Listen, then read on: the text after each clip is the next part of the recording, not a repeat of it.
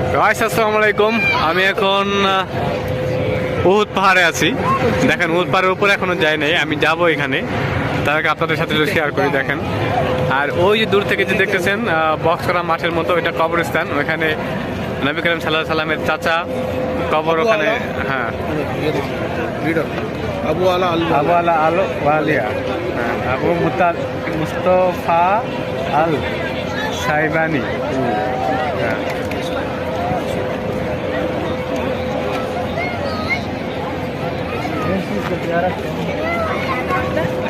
ये मस्जिद का नाम क्या है जनाब भाई?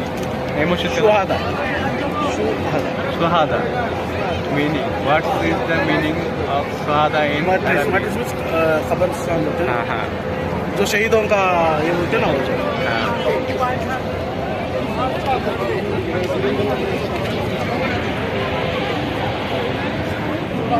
थोड़ा वीडियो बना इधर से।